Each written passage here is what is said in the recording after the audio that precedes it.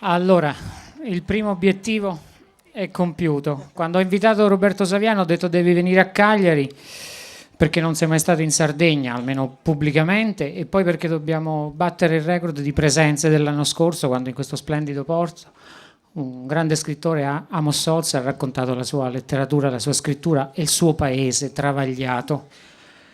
Perché il 000 di Roberto Saviano racconta il nostro paese travagliato, come già aveva fatto in Gomorra splendidamente, e racconta un mondo travagliato. Io dico brevemente due parole su questo libro per chi non l'avesse letto o per chi fosse stato un po' fuorviato da qualche critica e da qualche generalizzazione, insomma, dei media. Roberto Saviano non è un giornalista totalmente, non è totalmente uno scrittore, nel senso che non fa una letteratura, una scrittura di pura invenzione, totalmente di pura invenzione, e non è, se questo pensate che sia un libro sul traffico della cocaina, quindi poi con le fonti e altre cose, non è neanche esattamente quello. In questa che potrebbe essere apparentemente una debolezza, secondo me è la forza del racconto di Roberto Saviano nel libro e la forza del racconto di Roberto Saviano che sta facendo in tutta Italia, raccontando da questo libro il mondo, perché 000 è un'ossessione nel senso che è uno di quei libri che si chiamano opere mondo, no? Cioè in quei libri che da soli vogliono spiegare tutto il mondo, cioè dentro questi libri precipita tutto il mondo, nel senso che in 000 vengono raccontati con linguaggi diversi una serie di cose che diciamo, hanno come filo conduttore la cocaina, per cui c'è una specie di orazione iniziale in cui dice quello che sta seduto accanto a te tira la cocaina, se non è quello sarà quello dietro, se non è quello sarà quello a destra, se non è quello a destra è l'autista dell'autobus che ti ha portato qui e via via via, un processo così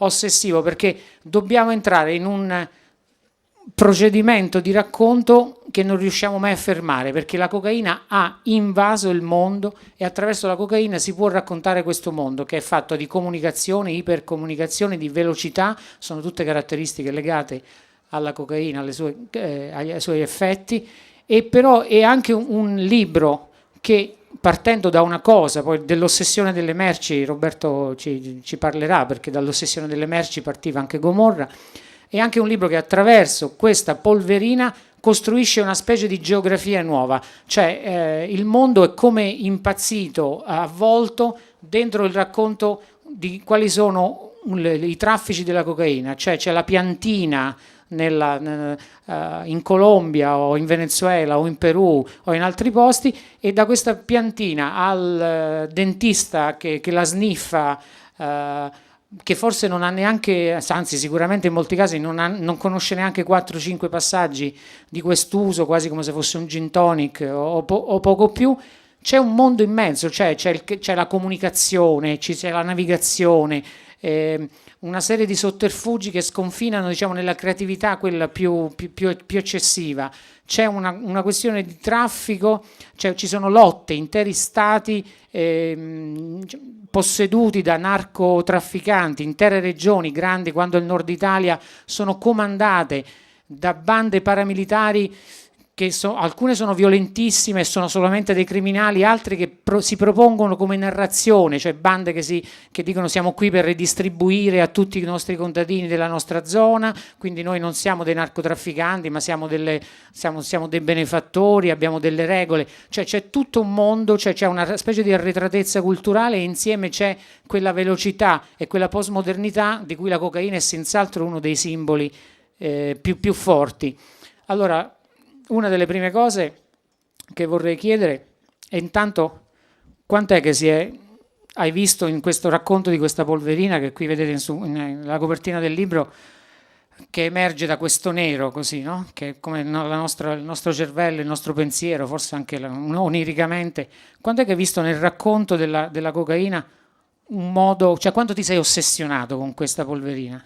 Tale da pensare di costruire il tuo secondo libro che dopo un libro importante, straordinario come Gomorra, insomma, è un libro difficilissimo, tutti l'abbiamo atteso, nel senso che è un libro che di nuovo creasse una nuova forma di narrazione, come era stato per Gomorra. In realtà l'ossessione verso queste storie arriva quando queste storie le incontri. Mi spiego meglio, hai la sensazione quando ascolti alcune intercettazioni, piuttosto che segui delle storie incredibili, dal Messico alla Spagna, dalla Grecia al nord Italia, da Reggio Calabria alla Sardegna, alla Corsica. Hai la sensazione che stai per la prima volta fissando qualcosa che sembra la verità. Cioè tu dici tutto ciò di cui mi sono occupato, tutto ciò che osservo, ascolto, mi sembra rispetto a queste storie che osservo da vicino, ne comprendo la potenza, quelle mi sembrano false. Non è così, non è vero che sono false, ma è vero che queste storie ti danno la sensazione che hai un accesso alla verità più immediato. Quando tu ti rendi conto del giro economico che c'è dietro queste storie, immenso, ma immenso significa immenso. Poi ci arriviamo anche per capire quanto conta in Sardegna, no, questo giro economico. Ma tu ti poni subito la domanda, dici, ma dovrebbe essere il dibattito nazionale quotidiano. Cioè noi dovremmo avere paginate sui giornali cartacei, online, ma soprattutto anche spazi televisivi, insomma, su questi temi. E invece niente, vengono relegati al sequestro, all'omicidio, alla tossicodipendenza, che sono tutti ambiti importanti, ma che non fanno cogliere l'aspetto centrale, cioè la potenza vera sia di queste storie, ma soprattutto dell'influenza economica. L'ossessione quindi diventa tale perché a un certo punto, io per fare questo libro sono anni che lo stavo, e non lo volevo neanche consegnare perché ti sembra sempre che manca una storia. Io tra l'altro avevo consegnato all'editore quasi il doppio delle pagine, poi diventava una Bibbia gigantesca, quindi, perché hai sempre la sensazione che sta mancando qualcosa, perché ti arrivano storie, storie, storie, storie, e una più incredibile dell'altra. Se vi capita di leggerlo, il primo pensiero verso di me non sarà positivo, sarà, ma questo è un mitomane, non può essere. Non può. Il primo pensiero sarà questo, io voglio che sia, vorrei che sia questo. Cioè, Dio non può essere. Perché se davvero questo avesse ragione, o comunque queste storie fossero reali, no, c'è qualcosa che non va nella mia vita, nella vita del mio paese, che di queste cose non ne fa priorità. Non può essere. Ed è proprio questo dubbio che voglio insinuare, che permette poi questo dubbio a chi lo vuole coltivare, chi vuole coltivare questa sorta di diffidenza, di andare ad approfondire, a vedere, a verificare. Molte di queste storie sono già state un po' annusate dalla cronaca, ci sono documenti pubblici. Quello che le rende, come dire, ed è qui, ritorno sempre alla mia ossessione, quello che le rende letterari è il racconto dal punto di vista del narratore, quindi storie vere, con dati, inchieste citate, ma dal punto di vista dell'autore, dell'attore, in questo senso attore narrativo. Gli inglesi, e in genere tutta la scuola anglosassone, dicono bisogna avere la giusta distanza da una narrazione. Io faccio esattamente il contrario, io voglio avere la giusta vicinanza. E quindi mi ci metto in mezzo e un'inchiesta ci metto dentro il mio commento, cercando non di compromettere l'inchiesta o quello che viene detto. Tra l'altro l'inchiesta è una verità giudiziaria, che non significa verità universale. Ma a me serve una cosa, che il lettore, quando apre le pagine, c'entra dentro, quelle storie le senta proprie, perché è lì la vittoria in qualche modo della mia sfida. Non far sentire queste storie marginali, lontane. Non mi è mai interessato far evadere il lettore, posto che gli scrittori che fanno evadere i lettori sono pieni di talento, ma non sento di essere quel tipo di scrittore. Io ho sempre voluto invadere il lettore. E, in qualche modo simile a quello che Don Tonino Bello dice da qualche parte, no? Che, te lo ricordi il meccanismo che lui dice? Non bisogna più eh, confortare gli afflitti, ma affliggere i confortati. E quindi generare una sorta di attenzione verso queste storie che faccia dire, ah, ma non può essere, questo mi riguarda, ah, ecco perché. Ecco perché in un territorio dove a stento, ce lo dicevamo poco fa a tavola, dove a stento sopravvive un ristorante, se ne aprono 4 d'improvviso. Ma dove? Come fanno? Ah, ecco perché questi centri commerciali. Ah, ecco perché si vincono le elezioni in questo modo. Ma ecco, inizia a darti una serie di risposte. Poi quando finisci in una sessione come la mia, ma spero che non finite mai così, esageri persino, cioè a volte io devo essere disciplinato, prudente, perché non c'è paese al mondo dove prima di metterci piede non studi, no, dove hanno investito. Cioè la mappa di Stoccolma che ho in testa o di Montpellier piuttosto che di Madrid è totalmente diversa dalla mappa che ha una persona normale, insomma un turista, ma anche un conoscitore di quella terra. Io mi divido le città tra le zone di spaccio, il riciclaggio, le famiglie che si trasferiscono, ormai diventa così. E quindi io volevo, attraverso la potenza letteraria, che è uno strumento, cioè una potenza di cui io utilizzo, ne usufruisco, salgo, diciamo, sui cingolati della letteratura in questo senso, e mi permette delle storie che magari sono anche passate sotto gli occhi del rullo giornalistico, come news. Sequestrati 40 kg, no, sequestrati 400 kg a Gioia Tauro. Ti passano. Ti sembra una roba, la signora che sta ascoltando, anche magari con attenzione, il lavoratore che sta pranzando davanti al TG, questa notizia gli passa in un secondo. E tanto cosa gli riguarda? Si dirà, beh, così forse ci saranno meno ragazzi che stanno male. Non pensa che da quella roba là ne tirano 40, 80 milioni di euro. Qui da quel container c'era un supermercato, da quel supermercato c'erano lavoratori, quindi assunzioni, da quelle assunzioni c'era voto di scambio, da quel voto di scambio c'era governo. E quindi quella notizia che boom, passa così. E passa così non perché qualcuno ha pagato il direttore, magari fosse così, i giochini degli estremisti sono sempre questi. Pensare che dietro ci sia sempre una cospirazione, magari, perché scoperta la cospirazione salta il banco. No, c'è qualcosa di peggio della cospirazione, l'indifferenza, l'abitudine, il far passare le cose così, perché le priorità, e questo davvero fa paura, le priorità sembrano sempre alte. Pensate quanto tempo noi stiamo ascoltando i litigi di questo governo, di queste forze politiche, movimenti e partiti, no? Litigi, litigi, litigi, ogni tanto qualche propostina, e poi litigi, conflitti, commenti. Pensate, mentre tutto questo sta avvenendo, da qualche altra parte, vicino a noi, c'è chi fa affari, affari, affari, affari, soldi, soldi, soldi, soldi, soldi, soprattutto per la crisi. Perché la crisi che cosa fa? Abbassa le difese immunitarie. O pensate che gli istituti di credito in difficoltà di liquidità iniziano a fare il test del DNA sui soldi liquidi? Magari qualche anno fa lo facevano quando l'economia era più sana.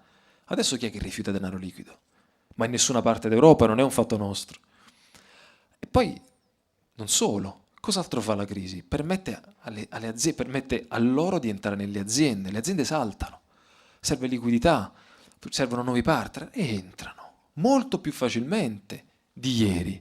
Ieri un'azienda sapeva se apro all'oro, la mia azienda diventa l'oro. Oggi l'azienda decide, può decidere due strade, o mi apro all'oro o mi apro alle banche. Le banche me la portano via, l'azienda. Guardate, questo sta accadendo anche qui. Ci sarà tempo per dimostrarlo, per ora è solo una congettura e conoscenza dei sardi che queste cose le studiano. Ma un'azienda, a un certo punto cosa avviene? Arrivano i loro soldi, con loro intendo non solo un'organizzazione, diciamo il segmento criminale, imprenditoriale criminale, arrivano, ti comprano un'azienda, ma non ti tolgono dal vertice dell'azienda, perché tu sei bravo, sai fare il tuo mestiere. Quindi dicono, tu sei la mia testa di legno, i soldi arrivano a me. Se non lo fai, paghi fisicamente con la tua famiglia, quindi tutti pagano. Non solo, ma lo Stato non potrà mai sequestrare quell'azienda, perché non è mia. Quindi se per esempio famiglia Mancuso di Vibo Valentia si prende 3 aziende qui o dei lidi, non è che in testa a loro. Quindi una volta che c'è un'ordinanza di custodia cautelare o un sequestro ai loro patrimoni, tolgono queste aziende. No. Certo, se dimostrano che quella persona ha una testa di legno, allora sì che te la tolgono. Ma in genere anche il meccanismo delle teste di legno, per esempio nel mio paese, l'antimafia facilmente ti beccava, perché intuiva che per esempio capo di un supermercato, la testa proprietario di quel supermercato, c'è una persona che ha un passato all'edilizia, legato alla famiglia, trovavano il modo. Adesso invece cosa fanno le organizzazioni? Mantengono esattamente il DNA dell'azienda prima del loro arrivo, quindi è difficilissimo. Ecco, di tutto questo dovremmo sentire parlare i ministri, no? Di tutto questo dovremmo sentire dibattiti, anche forti, anche acerbi, nel senso che si può anche iniziare, no? Quindi a fare un dibattito, quindi ancora non maturo per approfondire così nel dettaglio come sto cercando di fare questa sera, ma almeno un accenno. Niente, niente. E anche qui qualcuno è pagato? Forse, ma qualcun altro no. Qualcuno cerca di non affrontare questa cosa perché teme di essere esposto? Politicamente sì, perché c'è tutta una parte d'Italia, c'è tutta una fetta enorme dell'elettorato che se vedesse trattare questi argomenti, magari se la tratta quel ministro piuttosto che quel partito, inizierebbe ad allontanarsi da quel partito. Ma questa è solo una parte, forse anche piccola, ma tutta l'altra parte? Vi ricordate le ultime elezioni? Il tema legalità, sì, affrontato, in maniera sempre molto generale, le mafie, la corruzione, ma non è che c'era un racconto reale. Le persone volevano sentirsi raccontare di questi dannati compro oro. Qualcuno è onesto tra loro, ovviamente, per fortuna, ma una grossa parte sono il peggio della criminalità che sta investendo lì, che diventano i ricettatori, le finanziarie che spuntano ovunque. Cioè, sentivo anche nelle richieste che vedevo sul mio Facebook, sentivo che l'elettore, il cittadino diceva, ma parlate di questo, cioè, raccontateci, i furti in casa, per esempio, il terrore del nord-est, non soltanto. Anche persino quello che il politico medio crede essere una cosa legata ai clandestini, la cattiveria dell'immigrato, persino quello può essere affrontato come un problema organizzativo, perché le bande romene che per esempio rubano a Roma sono organizzate come strutture mafiose, paramafiose forse è il termine esatto. Quindi persino in quel caso lì si poteva affrontare quell'argomento approfondendo e dando al cittadino e all'elettore il proprio punto di vista e poi dire questo è il mio modo di vedere, questo è il mio modo di risolvere, che ne pensi? Mi segui, non mi segui? Invece sembra sempre tutto sul piano esclusivamente di opinioni molto generiche, che spesso si somigliano l'uno contro l'altro, il demolirsi le proprie vite a vicenda, il proprio privato, rubi, non rubi. No, non rubi quella, rubi, proprio rubi. Cioè, però diciamo, la questione è molto forte, no? E come fai a non... Come fai? Io forse sono stato fragile in questo, ci sono proprio cascato dentro, cioè a un certo punto queste storie hanno iniziato poi a riempire le mie notti, i giorni. Mi sembrava impossibile, che storie come quelle che ho raccontato, faccio un cenno velocissimo, a un certo punto russi e sudamericani fanno un'alleanza, i russi sono di casa, non a Cagliari, un po' più su, ma quest'isola ci sono molto. E i russi, con russi intendo criminalità russa, poi per fortuna ci sono anche la parte maggiore dei russi sono per bene, ma dicevo qui la criminalità russa, in questa storia, incontrava la criminalità colombiano-messicana. E il gioco di trattativa si fondava su un accordo. Io, russo, ti do 2 kg di eroina in cambio di 1 chilo di coca. Questo permetteva di non far accedere ai cartelli russi alle loro liquidità, benché immense. A un certo punto i sudamericani non vogliono più stare in questo patto, sia perché a Sinaloa, soprattutto i messicani, producono l'eroina di ottima qualità, il mercato dell'eroina tende a contraersi, quello delle cocaine è immenso. E quindi in metà degli anni, fine anni 90, gli dicono non ci stiamo più, vogliamo contanti, come con tutti. I russi a quel punto non danno contanti. Sapete cosa gli danno? 2 sommergibili dell'Armata Rossa. Cioè, è incredibile, no? 2 sommergibili dell'Armata Rossa per trasportare la coca negli Stati Uniti e nel mondo, anche se non è mai stato provato l'attraversamento transoceanico di un sottomarino dei narcotrafficanti, mentre è stato straprovato l'utilizzo dei sommergibili per gli Stati Uniti e il Canada. Quindi pensate, no? Non è una cosa che tu dici l'hanno fatta di nascosto, l'hanno fatta in un modo clandestino, valigie, no? 2 sommergibili partono dalla Russia e arrivano dall'altra parte del mondo per trasportare coca. Bene, e non solo, pensate, mentre io studio questa cosa, a un certo punto incontro Napoli e mi sembrava davvero delirante, cioè, sto delirando. E incontro Napoli per questa ragione, perché il braccio destro della persona che sta trattando questo affare, Tarzan si chiama questa persona, il braccio destro di Tarzan, soprannominato, apre con i soldi anche di questa, diciamo, trattativa, perché dopo questa cosa lui diventa un importante broker della mafia russa e quindi riceve dai cartelli molto denaro per aver portato, come dire, con autorevolezza in porto questo patto. Ebbene, lui apre un mobilificio nel Vesuviano a Napoli, facendo concorrenza a Ikea. Allora, tu dici, ma come? Una storia che mi sembra lontanissima, che mi sembra delirante, cioè i sommergibili, che poi riguarda casa mia, cioè qui dietro. E nessuno sapeva ovviamente che quel mobilificio era di quel proprietario. Lui lì non ha neanche visto quel mobilificio. L'ha solo investito, ha messo una persona di fiducia e è andata. E in quel mobilificio non c'è stato un passo criminale. Niente, sono tutti denaro pulito, ripulito. Solo che se tu questa storia la guardi, puoi dire facilmente, vabbè, ma queste storie che ci stanno sui giornali, sì, e vedi il pezzo di quel pentito che ha detto dei sommergibili. Poi vedi un pezzo arrestato russo che era a distanza nel Vesuviano, tutti pezzi. E quindi non senti la storia, non senti, per questo la letteratura, dico, in questo senso è potente, no?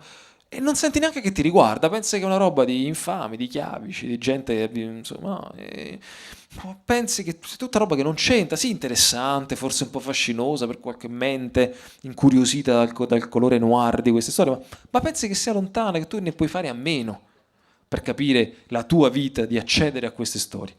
E invece no, dannazione, invece anzi è proprio il contrario.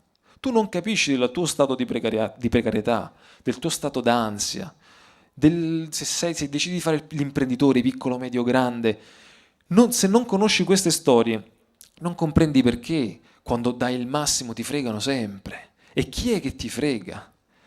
Perché questi mondi ovviamente non ti permettono solo di raccontare o di capire il mondo del narcotraffico, ti permettono di capire tutti i mondi che poi gli gravitano intorno, quindi della finanza, della politica, dell'edilizia, del turismo, della distribuzione generi alimentari, tutti i mondi che fanno appello a questo mondo, quello del narcotraffico, perché è un mondo con tantissima liquidità. Non so se ho risposto. Beh, avete capito l'ossessione, no? Cioè, l'ossessione è collegare, come in quel gioco della settimana enigmistica, 100 punti che sembrano appunto il bar sotto casa, il mobilificio nel Vesuviano, il film messicano sul cartello di Sinaloa gli omicidi di Ciudad Suarez e altre cose, collegarlo in quello che sembra davvero una matassa infinita in cui non è possibile che sia tutto, alla fine tutto così si tiene, no? Cioè, questo libro, in questo viaggio, è proprio come la capacità di districare, perché andando a vedere dal mobilificio dove arriva, si districa questo mondo e soprattutto si racconta una geografia nuova completamente, perché in 000 c'è proprio diciamo, la messa a fuoco, la scoperta di quel mondo, cioè tutti quanti hanno l'immagine, diciamo, siamo abbastanza, c'è qualcuno più giovane, ma tutti la coca è la droga degli anni Ottanta.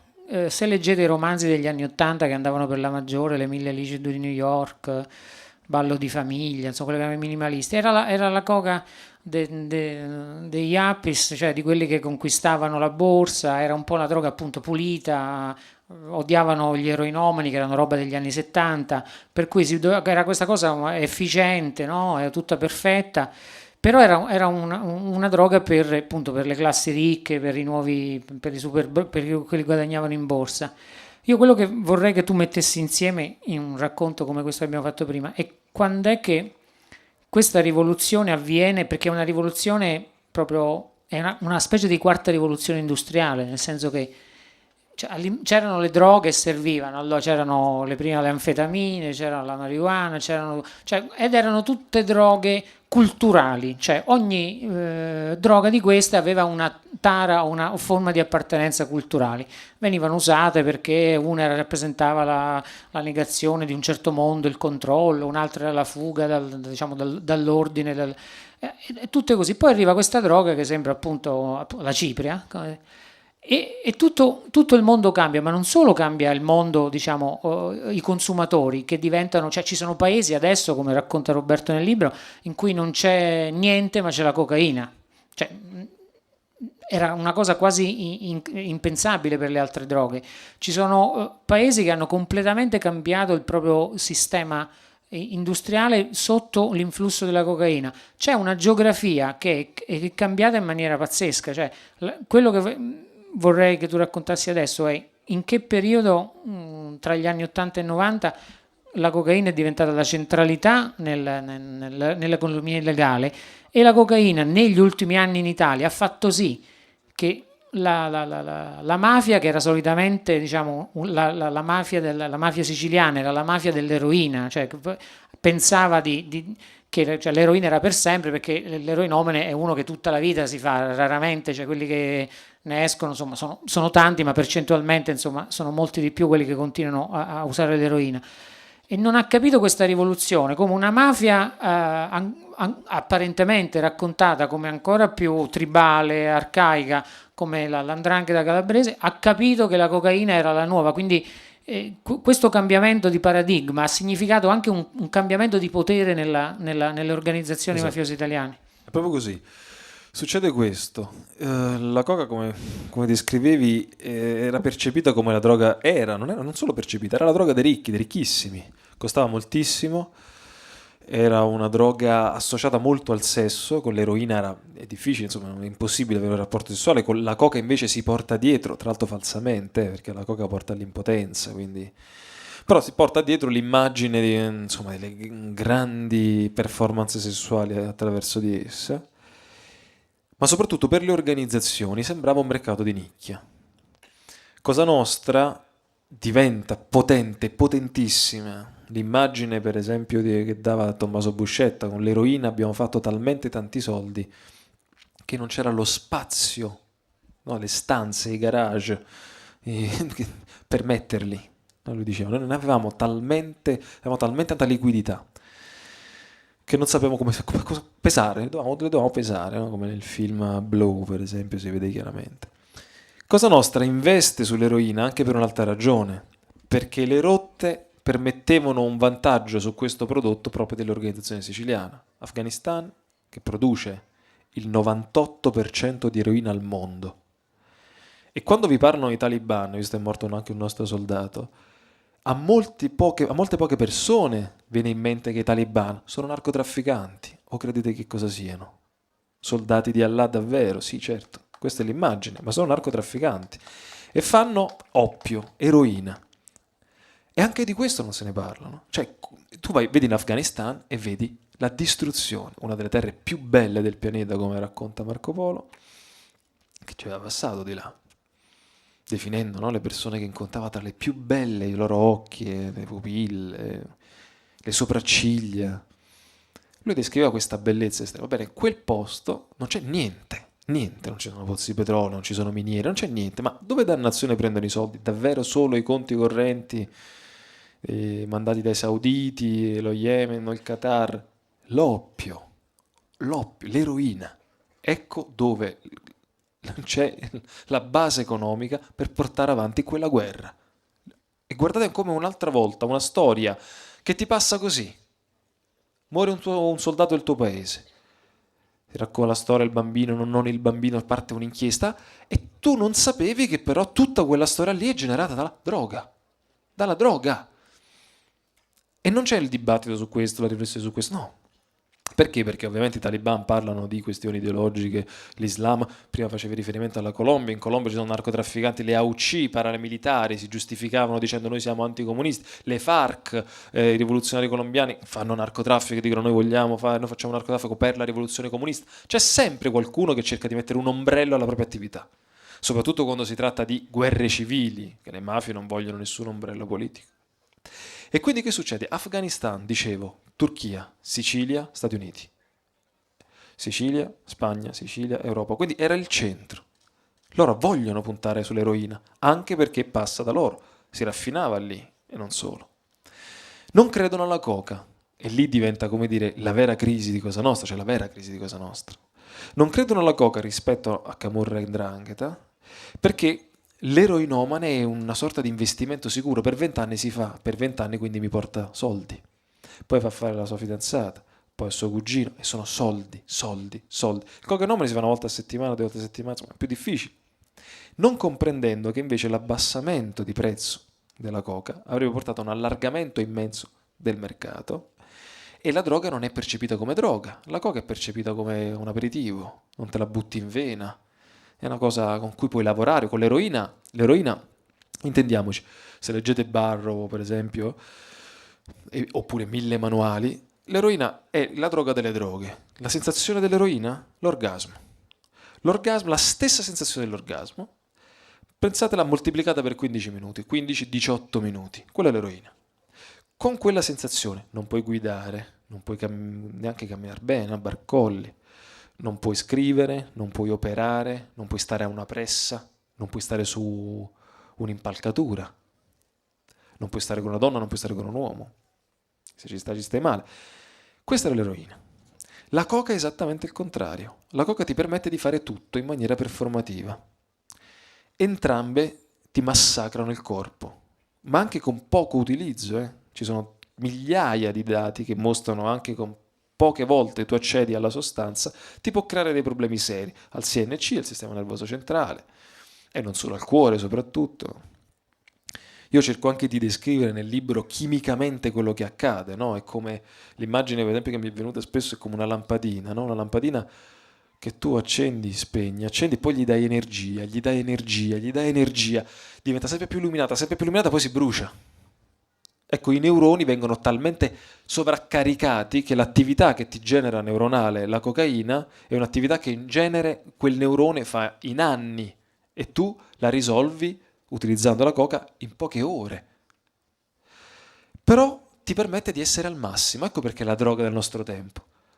Perché te la fai e non dormi, i camionisti sono espostissimi alla coca, perché tu la tiri e ti fai le nottate. Gli operai edili la tiri e lavori d'estate, quindi non ti senti neanche in colpa. Io mica pippo per stare bene, per godermela al party. Io pippo per portare soldi a casa, sempre di più, mi faccio i turni.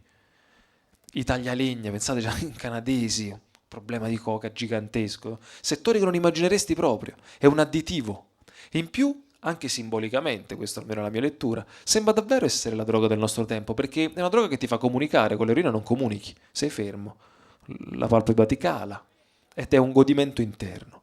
La coca invece è una connessione continua, ti senti connesso. E come nel nostro tempo, più condividi, più senti di essere di più, allo stesso modo la coca ti dà questa sensazione, che ti sembra di essere connesso con tutto ciò che ti è intorno.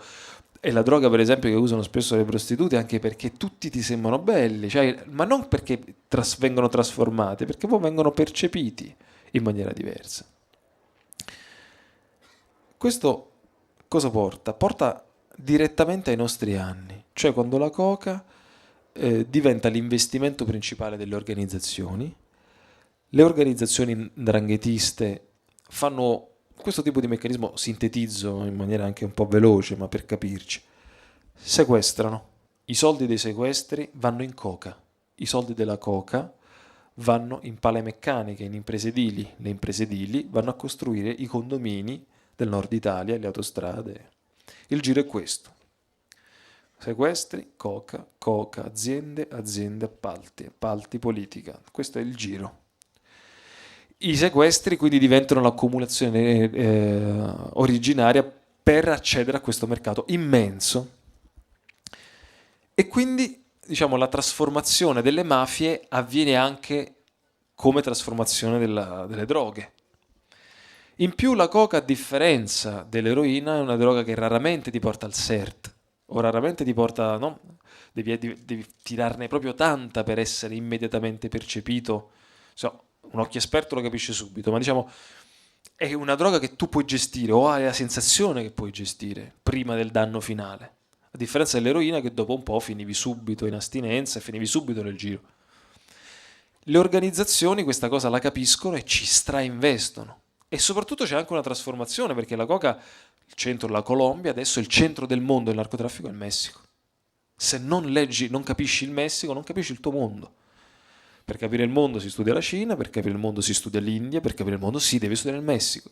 La Colombia è diventato un paese produttore, ma non ha più quella centralità che aveva avuto con Pablito Escobar, è diventato famoso perché si diede alla politica. Nella follia addirittura si propose di pagare il debito estero colombiano, pensate. Adesso il centro è il Messico. E l'Italia? E l'Italia in tutto questo è incredibile. Io sono un privilegiato a essere un italiano che studia queste cose, perché l'immagine è questa, che si dice negli ambienti sudamericani. La coca è una pianta molto strana, che ha le foglie in Sud America e le radici in Italia. Perché? Perché le regole, non le leggi, le regole del narcotraffico le hanno costruite le organizzazioni italiane. E le leggi contro le mafie le ha fatto la democrazia italiana. Quindi noi siamo il paese che ha la migliore giurisprudenza antimafia del mondo, che insegna al mondo intero, dalla Nuova Zelanda alla Danimarca, come si combattono le loro mafie, le loro corruzioni, e abbiamo allo stesso tempo, forse proprio per questo, noi abbiamo una grande giurisprudenza antimafia, e abbiamo il paese con la mafia più antica, più invasiva, e soprattutto noi che veniamo percepiti spesso come luogo comune, ma ahimè spesso è proprio così, come il paese senza regole, dove tutto è possibile, dove contano più i rapporti che le leggi, ebbene un paese che viene percepito così produce una mafia con più regole assolute al mondo, una mafia piena di regole. La criminalità italiana è assolutamente vincolata da mille vincoli, da mille regole simboliche, non soltanto. Buscetta racconta, quindi stiamo parlando in qualche modo del passato remoto di Cosa Nostra, che le affiliazioni, quando lui viene pungiuto, insomma così diceva, cioè significa punto, quando entra nell'organizzazione, Cosa Nostra ha una struttura interna rigorosissima, per cui tu non puoi essere affiliato se sei stato fascista, sei o sei stato comunista, sei o sei stato coinvolto in questioni penali, tua mamma o tuo padre hanno tradito, si sono traditi, e sì, questa cosa si è saputa, non puoi essere affiliato. Non ti devi vestire in maniera sgargiante, non devi cambiare continuamente partner. Queste erano le regole. Ovviamente affiliavano ventenni, quella era l'età, intanto anche quelli più grandi, ma queste erano le regole. Ma pensate, c'è una roba monacale. Nel tempo sono cambiate, molto cambiate. Però quando Buscetta entra in Cosa Nostra, questa è la regola. Una delle cose che mi ha sempre stupito, per esempio, rispetto all'organizzazione del mio territorio, i corleonesi, ferocissimi e anche incapaci, perché attraverso il terrorismo di contro lo Stato loro distruggono il loro potere, quindi non comprendono, fanno una serie assurda di errori strategici. Ebbene, una delle cose che mi ha sconvolto è che nelle lettere private tra di loro, la cosa che più indignava sia Rina ma anche Provenzano era quando per esempio un uomo si dimenticava di sua moglie o si dimenticava della sua famiglia, no? Quindi si innamorava di ragazzine, oppure era una delle cose prime per essere esclusi dalla direzione dell'organizzazione. Incredibile, incredibile, stiamo parlando di persone che considerano la vita umana nulla, eppure hanno queste regole, appunto regole, non leggi. È la prima cosa che ho imparato nella mia terra. Una cosa sono le regole, che sono per gli uomini, una cosa sono le leggi, che sono per i mezzi uomini. Le leggi sono per tutti, quelle che devono campare, quelle che non hanno la capacità di prendersi quello che vogliono, di campare bene, di essere maschi alfa. Quelle sono per tutti le leggi. Le regole sono per Cosa Nostra. Cosa sono l'organizzazione? Perciò si chiama così. Le regole sono per è qualcosa di nostro.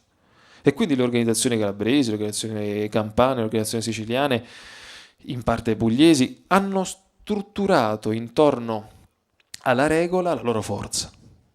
E la regola, spesso io ci provo a dimostrarlo all'inizio del libro, è una regola dell'infelicità, così l'ho voluto definire.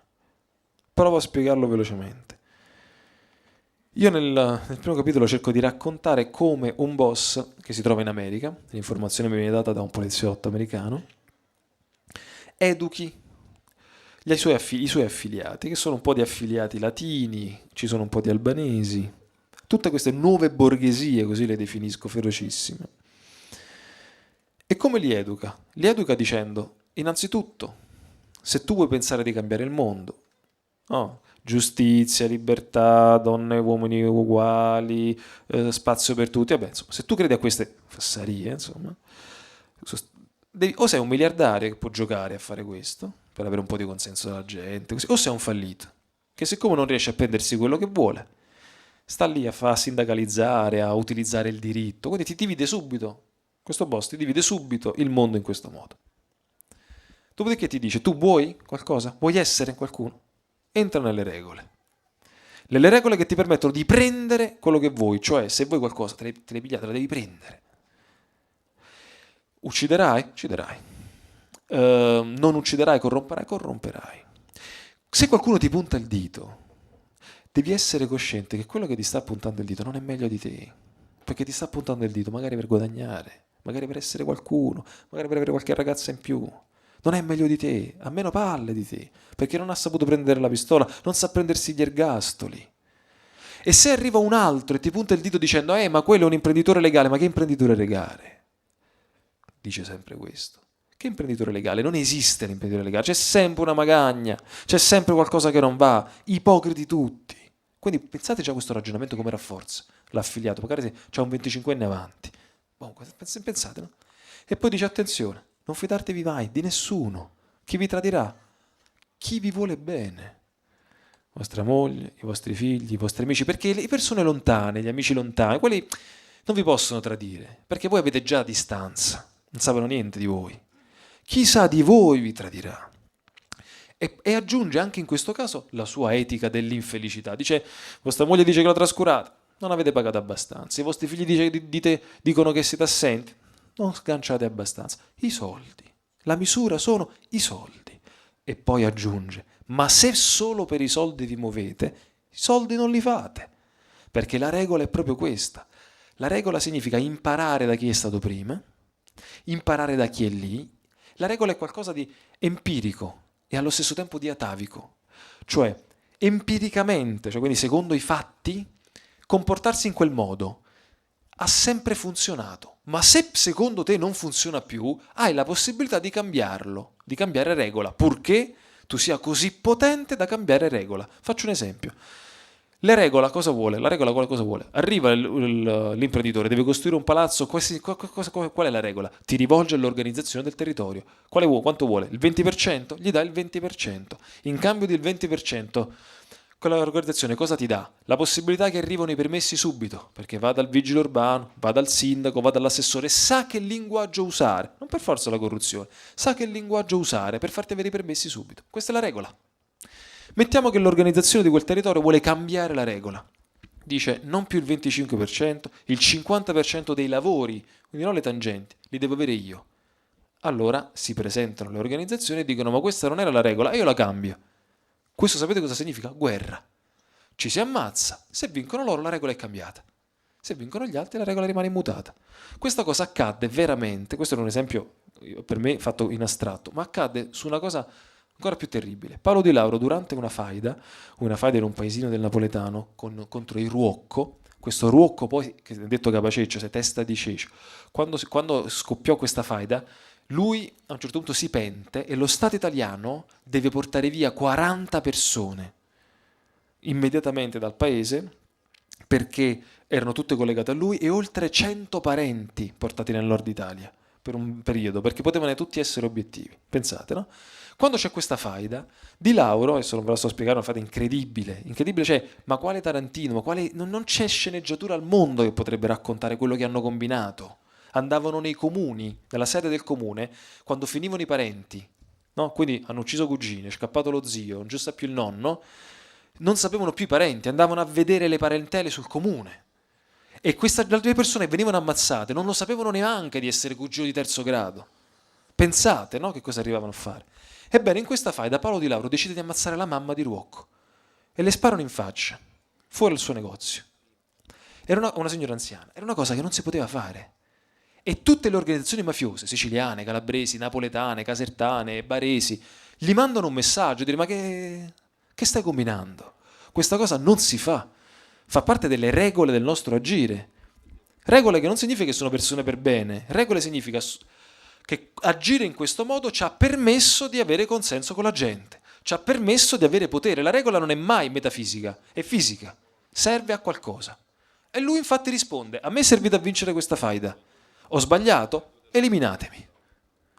Allora loro gli dicono no, non sarai eliminato, anche perché fatti tu, questo è territorio tuo.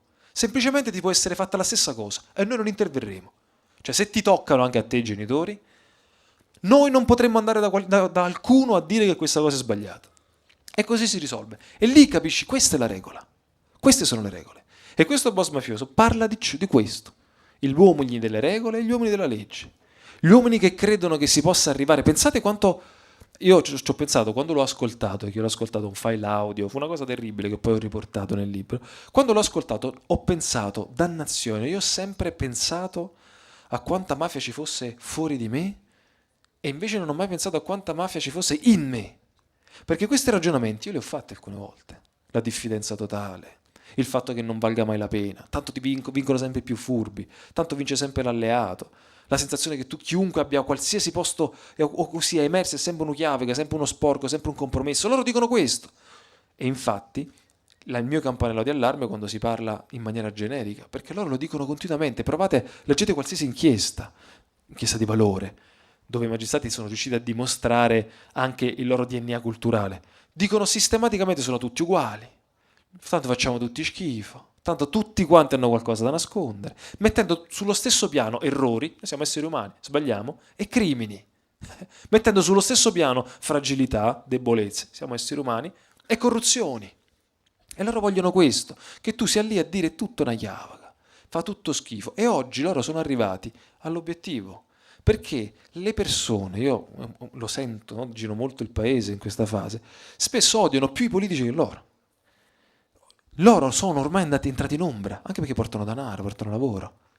Quindi non solo, e stavo dimenticando la cosa più importante, loro pagano per il loro potere. Infatti, questo discorso che io metto all'inizio del testo, sapete come si chiude? In questo modo, col boss che dice il vostro braccio destro, se un giorno vi capita, siete bravi e diventate leader, ok? Il vostro braccio destro sarà tanto più bravo quanto riuscirà a eliminarvi. Se voi prendete un braccio destro che non vi vuole fregare, non è un bravo braccio destro, è uno yes man, un mediocre. Voi dovete prendere una persona che vi deve eliminare, perché questo significa che prima di eliminarvi vi farà guadagnare consenso, potere, denaro, come non mai. Pensate al cinismo totale di questa affermazione, che si chiude dicendo non c'è altra strada, carcere e morte. Mentre gli uomini di legge, gli uomini di legge se la vogliono spassare. E invece quanta parte del mondo crede che queste storie siano storie di lusso? Certo, c'è un po'. Siano storie di bella vita, certo, per un po'. E infatti c'è poi la risposta delle risposte. Non so se vi è mai capitato di riflettere, ma credete che quando i politici che attualmente sono in galera perché sono deboli? Sono in galera perché sono fortissimi. È esattamente il contrario di quello che sembra.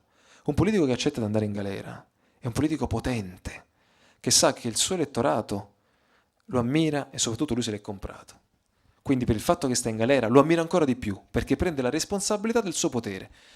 Che significa prendersi la responsabilità del suo potere? Significa che se voglio portare il lavoro a Casal di Principe o nell'Agra Versà, dei compromessi li devo fare, dei soldi li devo cacciare. E chi mi dice, anima bella, tra cui io vengo sistematicamente scritto, chi mi dice tutto questo non si fa, tutto questo è una schifezza, tutto questo è crimine, è solo un furbetto, perché è così che si campa, e campa pure lui così. E quindi, sto facendo riferimento a Cosentino, immagino lui, no? Quando va in galera è molto più forte di prima, molto. Innanzitutto sta dicendo a qualcuno, io mi faccio la galera per il silenzio sulla campagna e non ti rovino la vita. Questo, ditemi se non è potere. Lui poteva oggi parlare, dice, vi racconto tutto riguardo come è stata gestita la questione Campana dei rifiuti. Vi racconto tutto come da Roma mi imponevano. No, silenzio, potere. Il suo elettorato ci sta. La famiglia? Vedete, un imprenditore, tanti, no, quando vengono arrestati, piangono, dimagriscono, divorziano, le famiglie sono a pezzi, i figli si nascondono, entrano in crisi totale, si ammazzano. Perché? Perché loro hanno vissuto ipocritamente, no? Cioè non infrangiamo le leggi, siamo persone corrette, ci compriamo mezzo paese perché siamo pieni di talento, siamo voluti bene, siamo belli, abbiamo belle macchine. Questi invece crescono in un'educazione totalmente diversa. Cioè, se tu vuoi quella Ferrari o se tu vuoi quella persona, se tu vuoi frequentare quell'attrice, devi passare per la contraddizione criminale. Se no tutti lo fanno, no? Devi passare per rischiare la vita, fare tangenti, essere gentile, essere seduttivo, sapere con chi parlare, rischiare quando devi rischiare. Quindi mettono in conto che il carcere quale schifo è. E anzi, è il rischio del mestiere. E quindi quando vanno in galera non è che hanno i figli che si vergognano, hanno i figli orgogliosi che difendono la linea, dicono è innocente perché così bisogna agire, così bisogna fare, non c'è mai stato, questa non è camorra, è semplicemente prassi. Se iniziate a guardare il mondo così dite porca miseria, allora questo non è la suburra, non è qualcosa che non mi riguarda. Io ho pensato così un sacco di volte nella vita, magari non ho agito così, ma molte volte ho avuto questa diffidenza, ho avuto questa sensazione. E loro così formano generazioni di persone che vanno in galera. Mica pensa nessun mafioso, nessuno, neanche Binnu Provenzano che è quello arrivato in galera più vecchio, vecchissimo rispetto agli altri, ma nessuno pensa di scampare al carcere, nessuno, ma veramente nessuno. Tu vieni affiliato, l'Andrangheta utilizza dei riti, dalle mie parti pure si utilizzavano dei riti, per esempio la Camorra Napoletana so che affilia senza ritualità, almeno così sembra, non è mai stata scoperta. Il rito lo sapete, no? Vieni portato in una stanza e ci sono persone messe a ferro di cavallo intorno a te, viene letto un rito che inizia sempre, no? Battezzo questo locale come lo battezzarono i nostri tre vecchi, se i nostri tre vecchi lo battezzarono con ferro e catene, io lo battezzo con ferro e catene. Quindi vabbè, poi si chiude con e ora è formata società, insomma si chiude così. I tre vecchi sarebbero Osso, Mastrosso, Carcagnosso, che nella leggenda mafiosa sono i tre cavalieri spagnoli che scappano in Italia perché vendicano la loro sorella violata e non sposata, quindi loro ammazzano lo stupratore, quindi devono scappare e vanno a Favignana. A Favignana si nascondono nelle grotte e progettano il codice d'onore, cioè le regole attraverso cui fondare le mafie. Uno se ne va in Campania e fonda la Camorra, uno se ne va in Calabria e fonda l'Andrangheta, e un altro se ne va in Sicilia e fonda Cosa Nostra. Un mito fondante che, benché ridicolo, che francamente è ridicolo, però serve nella ritualità. E quella ritualità si chiude con una santina, si usa l'espressione femminile, che cambia da regione a regione, la Madonna dell'Arco, la Madonna di Polsi, Santa Lucia, dipende dalle organizzazioni. Questa santina ti viene messa in mano e qui ci sono varie varianti, c'è quello che ti punge il dito e il sangue va sul santino, c'è quello che invece prima del santino fa baciare l'immagine a tutti gli affiliati presenti, basta che uno non baci, sei morto, perché significa che non ti vogliono affiliare e tu non puoi portare fuori l'immagine dei volti che hai visto, ma raramente accade questo. Dopo che tutti baciano ti viene messo il santo in mano, il sangue cade sulla figurina, la figurina prende fuoco e te la tieni in mano, deve bruciare, ti devi un po' ustionare. Quasi mai brucia tutta, il lacerto che rimane, cioè il pezzo non bruciato del santino, lo conservi per tutta la vita. E io infatti molte volte l'ho trovato nei portafogli degli ammazzati. Sapete, quando ci sono i referti necroscopici, c'è a fianco anche nel portafoglio c'era, e quindi vedendo i documenti, tantissimi hanno ancora questi pezzi di santina dentro il portafoglio, e là capisci subito che è stato affiliato. E ci sono poi le diverse gerarchie, la società maggiore, la società minore, complicatissimo. Oggi gerarchia è una dote, a denaro e cose del genere. Arrivo subito, chiudo in questa cosa. Risposta lunga, ma sa da fa. E dicevo, la questione si chiude, l'affiliazione si chiude con la consapevolezza che una volta che sei dentro questa struttura, non solo non la puoi abbandonare. Ricorderete la ritualità che faceva per esempio la nuova Camorra organizzata, ti dà un pezzo di pane e ti dice: questo pane ti nutrirà se sarai fedele, sarà piombo se tradirai. Quindi tu sai che da lì non ne esci. Sai che però lì ti daranno una struttura dove, e ahimè, e così volevo chiudere la risposta, è una cosa ancora più terribile, se esistono cose terribili c'è anche questa, l'organizzazione rispetto alle aziende punta sui giovani. Cioè le organizzazioni spesso entrano in conflitto perché sono troppo vecchi significa 40 anni i dirigenti. E ci sono tutti quelli che hanno 25, 28, 21, 19, che stanno lì bravissimi, che hanno già i contatti con i sudamericani, hanno i contatti con i porti, che vogliono avere ruolo. E le organizzazioni italiane puntano soprattutto sui giovani. Quindi che cosa fanno? Aprono continuamente i libri, si dice così, l'affiliazione, e fanno entrare. A volte, è successo nella mia zona, sono talmente tante le richieste che non affiliano più. E sapete cosa succede? Che gli aspiranti affiliati cercano di fare rapine per mostrarsi forti, per far capire che sono capaci, per farsi vedere dall'organizzazione. Quindi in questi territori a volte capitano delle cose assurde, omicidi assurdi, simbolici, bombe messe fuori le procure, che non l'ha fatta Camorra. L'hanno fatto qualcuno che aspirava a poter entrare e a dire: guardate, noi ci siamo un piccolo clan, siamo una famiglia, siamo un gruppo, vorremmo far parte dei Casalesi o di un'Andrina, per esempio. Tutto questo, guardate come è uguale e contrario alla vita ordinaria. Guardate come un ragazzo a 20 anni entra in un'organizzazione, sa che se ce la mette tutta, dopo 10 anni ha un locale, rapporti con le aziende. E invece dall'altra parte sa che dopo 10 anni, se ce la mette tutta, resta precario, deve emigrare. Così. Guardate, vista così, non sembrano due mondi separati, sembrano due mondi vicini, scelti. È a quel punto che nasce l'inquietudine, perché se tu non conosci questo mondo, da questo mondo non ti difendi. Non ho risposto, lo so. No.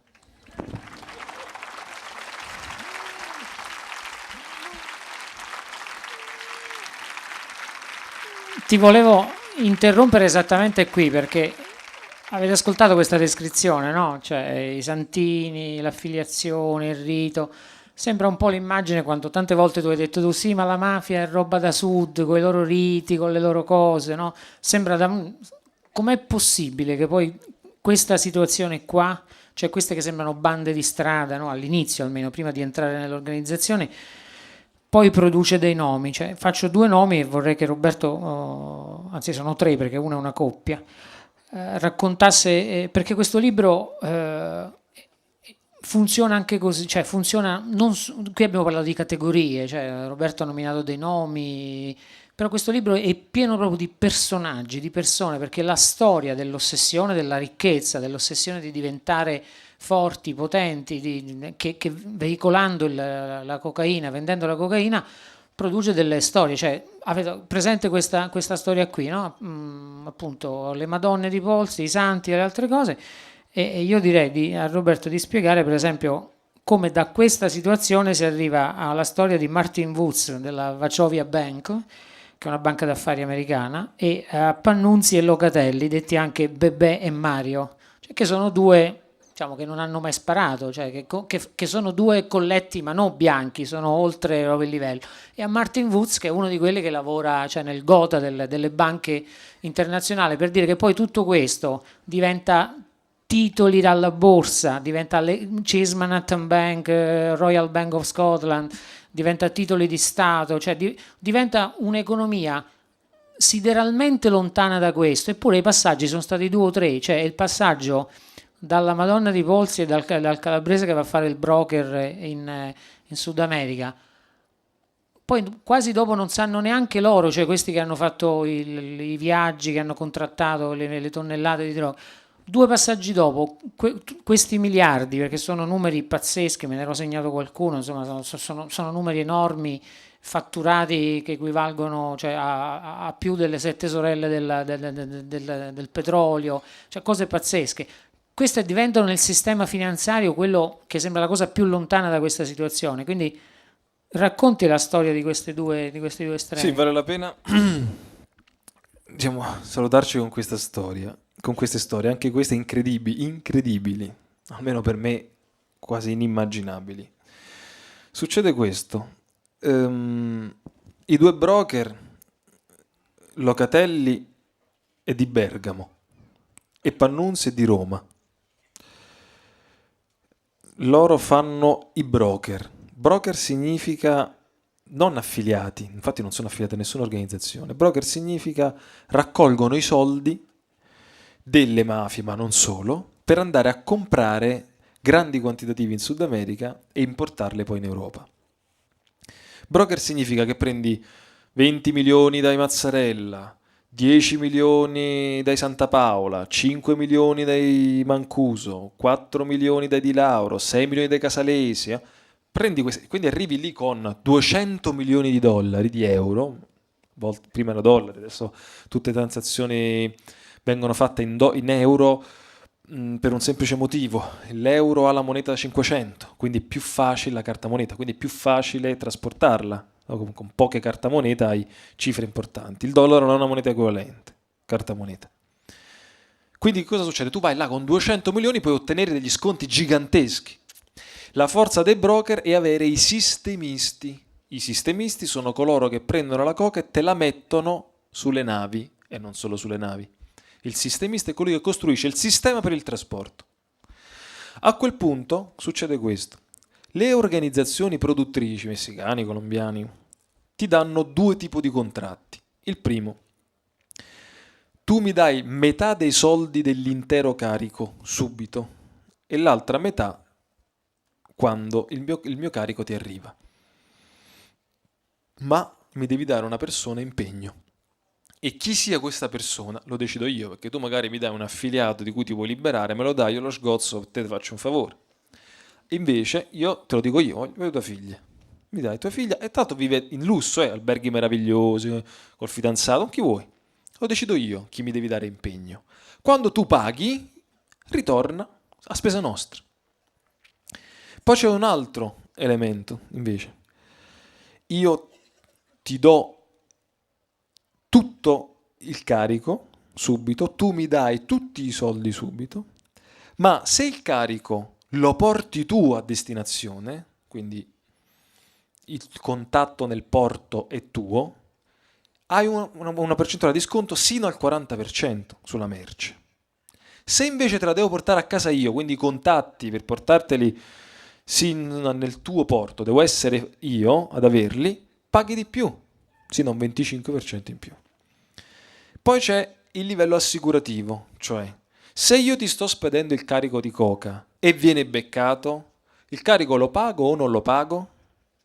Fai l'assicurazione, cioè tu mi dici io ti do 20 milioni di euro per il tuo carico di coca, se viene beccato nelle tue acque tu mi devi ridare il carico. Se viene beccato nelle mie acque, quindi al Mediterraneo oppure nella seconda parte dell'Oceano Atlantico, a quel punto io quei 20 milioni non te li do tutti e 20, ma te ne do 10. Tu però ti impegni a ridarmi scontato una seconda partita di coca. In tutto questo c'è un'altra motivazione incredibile. Non so se vi è mai capitato di vedere, quando ci sono i sequestri di panetti di coca, dei simboli sopra. Tutta la coca che parte nei panetti ha dei simboli: la faccia di Bart Simpson, il baffo della Nike, una lettera cinese, una tigre, lo scorpione che era il famoso simbolo della coca di Medellin. Sapete perché? Perché questi inondano il mondo di coca. Viene sequestrata, secondo alcuni studi, tipo il 2% della coca che gira. Niente! Cioè ci sono intere polizie in ogni paese del mondo che si muovono solo contro la droga e sequestrano una piccolissima parte. C'è qualcuno che invece dice il 20%, ma comunque tutti gli studiosi e gli osservatori, diciamo, concordano che è una piccola parte. Sapete perché quel simbolo? Perché quando in TV io narcotrafficante, vedo il panetto con lo scorpione, dico hanno preso me. Altrimenti che ne so, da quel porto passano io, i messicani, i calabresi, i napoletani. Qual è la coca che hanno sequestrato? La nostra o la loro? Io vedo il simbolo, dico è la nostra questa. E quindi rientro in quel patto assicurativo. Bene, c'erano due italiani a costruire questo, del nord, centro-nord, e tra l'altro questo Pannunzi è arrestato, condannato a 30 anni, si è fatto mettere in clinica perché stava male ed è scappato. E adesso sta a Santo Domingo e lì il governo mica gli chiede l'estradizione, figuriamoci. L'altro, Pasquale Locatelli, detto Mario di Madrid, è stato arrestato ma sta in Spagna, che hanno un regime carcerario, diciamo, che loro vogliono vivere rispetto a quello italiano. E stiamo parlando di persone che hanno irrorato il paese di denaro. Locatelli ha formato una banca, hanno finanziato aziende, Pannunzi addirittura prendeva pure in giro, perché a un certo punto, quando lui inizia a fare il broker di eroina, si compra un negozio all'Euro di Roma e lo chiama il papavero, poi prendendo in giro. Stiamo andando avanti, i Copernico del narcotraffico hanno cambiato come girava il mondo. Sapete perché? Ho fatto tutta la manfrina, mi stavo dimenticando di questo. Perché loro sono così potenti che riescono a comprare senza vincolo. Cioè si presenta Pannunzi, chi gli dà la coca non vuole né essere pagato subito, né avere la garanzia della persona impegno, né avere la garanzia del porto, gliela dà e basta. Sa che torna il denaro. Addirittura gliela danno in conto deposito. Cioè che lui può anche pagare dopo, quando questi hanno vinto, quando questi hanno venduto. Essere così significa essere potenti come un amministratore delegato di una delle più grandi banche d'Europa, e non solo. Banche, appunto. Ed è la storia di Martin Woods, che è una storia lunga ma la sintetizzo. Martin Woods è una persona che lavorava all'ufficio antiriciclaggio e intuisce che questa banca, la sua banca, Wachovia, terza banca più importante al mondo americana, c'erano delle cose che non andavano. Cioè, lui intuiva e aveva delle prove. E quindi segnalava, diceva, qua c'è della liquidità che non mi torna. Segnalava, fin quando a un certo punto gli arriva una lettera di licenziamento. Cioè, lei diventa insomma un forte esaurimento nervoso e lui ce l'ha. Pensate che lui viene ricoverato. Perché impazzisce, inizia a dire, no, ma c'è un'anomalia, io la vedo, è qui. Questa anomalia distruggerà la banca, distruggerà i nostri clienti, perché sono flussi di denaro che entrano, non sono giustificati. Alla fine, guardate poi il caso, faccio veloce, ci sono in realtà un sacco di colpi di scena, incredibili. Cioè, se avessi voluto fare un racconto di fiction, non avrei mai potuto trovare idee così, o colpi di scena così. Vado veloce, alla fine lui si incontra a una cena, un party con un poliziotto, e gli svela, ormai pieno di psicofarmaci, considerato un reietto dalla famiglia, un pazzo che vedeva le cose assurde, gli svela questi suoi conti. Lui, che è uno della DEA, inizia a fare il suo studio e confermano.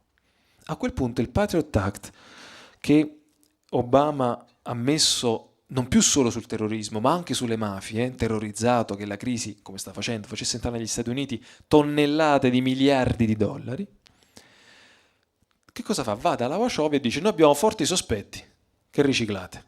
Avete due strade, come il Patriot Act determina. O andate a processo, ma nell'attesa del processo le vostre attività sul territorio americano sono sospese. Qualora poi veniste assolti a processo, verrete risarciti. Oppure transate, cioè dichiarate quello che avete fatto e dal giorno dopo potete continuare a fare attività sul territorio. Wachovia dichiara, abbiamo riciclato 300 miliardi di dollari della coca. 300 miliardi! Lo so, sembra un mitomane, ma se andate a poi osservare, su quello ci sono centinaia di documenti che lo dimostrano. Lo dichiarano loro, altrimenti non l'avrei mai potuto dire, mi avrebbero massacrato di quelli. 300 miliardi di dollari, una cifra immensa, quella che loro hanno dichiarato e che lo Stato poi c'è stato. Infatti c'è tutto un movimento in America, era anche quello di Occupy Wall Street, che era contro, diceva no, non potete far transare, però hanno pagato di quei 300, tipo ne hanno pagati 20, anche un po' meno mi pare. No? E dice, non potete fermarvi qui, invece loro volevano chiudere subito, cioè le autorità comunque volevano dare un segnale alle banche, ma c'è troppa crisi di liquidità, se tu inizi a chiudere troppi rubinetti. Però pensate, 300 miliardi, ma mica è finita qui. HSBC, più grande banca europea, Londra.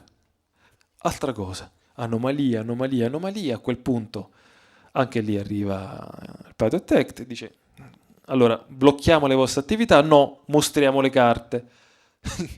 In quest'ultimo anno abbiamo riciclato 1,9 miliardi di euro di coca. Allora, ora dovete immaginare che per molto meno, per cifre molto più piccole si mette mano alle pensioni, ok? Per cifre molto più piccole si mettono più tasse. Vi rendete conto che queste storie non sono mai state affrontate? Attenzione, migliaia di giornalisti nel mondo ne hanno scritto. Affrontate significa affrontate come priorità per le nostre vite. Cioè, che poi sia scritto nel blog, che poi ci sia il libretto, che poi ci sia l'articolo, questo sì. Nella società dell'informazione così allargata, nulla è nascosto e tutto si sa, ma è tutto su Wikipedia, qualcuno può dire. Ma che c'entra? Questo non ha mica reso centrale, mica ha fatto comprendere realmente il meccanismo. Wachovia che ha riciclato quella massa di denaro, quello denaro sapete cosa diventa? Diventa azienda, diventa finanziamento alle aziende. Se io do una banca, c'è stato il riciclaggio in Swisscom, vi ricordate Fastweb, i soldi dell''ndrangheta in Swisscom? Pensate, se io do 100 miliardi di dollari a un istituto di credito, io posso decidere la politica di quell'istituto di credito, per esempio, che finanzino tutti gli imprenditori edili della Costa Smeralda, per esempio, posso deciderlo. E a quel punto gli imprenditori edili con questi finanziamenti faranno pressione sulla politica. Questo significa. Invece letta come così, 300 miliardi, tu dici Madonna, quanti soldi, ma non pensi che è la tua vita, che è il tuo governo, la tua istituzione. Perché il giro è quello, sono masse di denaro che vanno a influenzare la tua vita quotidiana. E la cosa che lascia speranza è che un solo uomo, considerato pure matto, era riuscito a scardinarlo. Ed è qui la magia di tutte queste storie, per cui ti diventi un ossessivo, che il lettore, il cittadino, colui che decide di conoscere, colui o colei che decide di conoscere, di dedicare del proprio tempo ad approfondire, a smontare i meccanismi, a cambiare idea. Perché tu puoi prendere una fonte che magari ti dice fesserie, un libro chiave, un documentario superficiale, cambi idea 1000 volte, non capisci, torni indietro, vai avanti. Cioè, questa è una cosa complicata e contraddittoria, mica semplice. In totale coerenza come dire, con il tuo credo politico, destra, sinistra, centro, mistico, religioso, ateo, in cui non c'entra. Poi ognuno darà ovviamente la sua interpretazione, ma qua si tratta di cose che vengono prima di ogni divisione, che fanno capire a che punto è arrivato la situazione del capitalismo contemporaneo, delle nostre democrazie. Se tu dedichi del tempo, ti stai vaccinando. Se tu inizi ad approfondire, se tu non dici o si ammazzano tra di loro, oppure schifezza, fa tutti schifo, se tu non arrivi alla cosa più banale che c'è, cioè no, andate a quel paese tutti quanti, dannati maledetti, e loro questo vogliono. Io quotidianamente vorrei crollare come dire, con i nervi e dire una cosa del genere, ma so che è quello che vogliono. Se io andassi a un processo e mandassi a fare in culo i boss che stanno dentro le gabbie, è proprio quello che vogliono. Così si crea lo iato tra me e loro. Tu sei contro, io sono contro. Quelli che stanno fuori non hanno capito niente, si tifa, o qualcuno che tifa per me, o qualcuno che tifa per loro, e nulla si muove. E invece no, io non vi manderò a quel paese, vi racconterò che cosa avete fatto, cercherò, a volte sbagliando, a volte centrando, di mostrare che cosa avete fatto, che cosa combinate, chi sono i vostri alleati.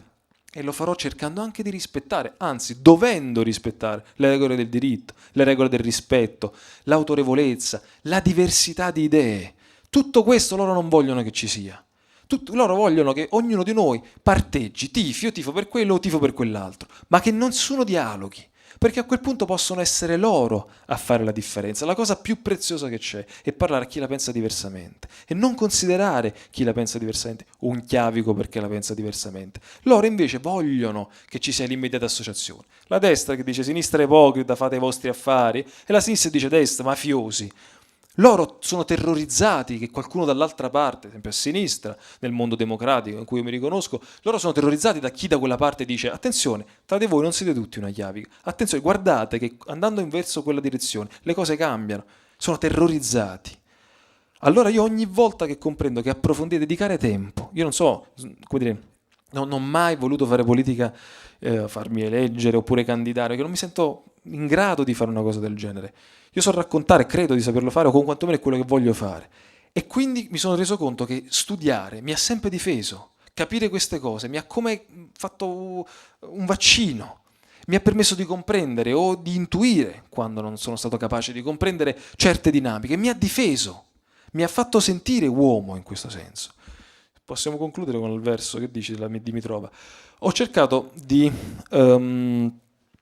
trovare una specie di nume che mi difendesse in questa discesa nel narcocapitalismo, in queste storie deliranti e assurde. E questo nume è una donna, è una poetessa bulgara che si chiama Blaga Dimitrova, o Dimitrova, e lei mi ha dato la forza vera per capire in un verso semplice quanto anche il mettercela tutta e non portare a niente, il mettercela tutta e apparentemente non a riuscire a prendere il palio, fosse importante. I poeti hanno questa capacità gigantesca, no? Di darti senso. Qui so che si è ricordato la Scimbosca oggi stesso, no? E la Scimbosca non so se vi è capitato, se no beati voi se non vi è capitato perché potete adesso andarla a leggere. lei crea un verso, per me il più bel verso del Novecento. Lo so che dico un'enormità, ma è soltanto per me, è soltanto il mio giudizio. Questo verso, quando lo leggi, hai la sensazione che l'hai detto 1000 volte alla persona che ami o che hai amato. Cioè, lo leggi e dici, ma l'ho sentita 1000 volte questa cosa, ma forse l'ho persino detta, hai quasi una sensazione di plagio, no? E il verso, lo ricorderete, no? È ascolta come mi batte forte il tuo cuore. Un verso semplicissimo, ma è un'esplosione. Dice tutto, esattamente tutte le parole che hai in tutta la tua vita cercato di dire alla persona che amavi, tua madre come la tua compagna, il tuo compagno come tuo padre, come un amico, tutte le volte che hai parlato di amore, tu quella cosa là hai detto. E forse hai usato parole simili. La leggi e trovi cittadinanza universale al tuo sentire, no? Ascolta come mi batte forte il tuo cuore. Allo stesso modo, io ho trovato in questo verso qualcuno che mi dicesse a me, comunque vada, è stato importante quello che hai fatto. Leggi. Nessuna paura che mi calpestino. Calpestata, l'erba diventa un sentiero. Ecco. Grazie molto.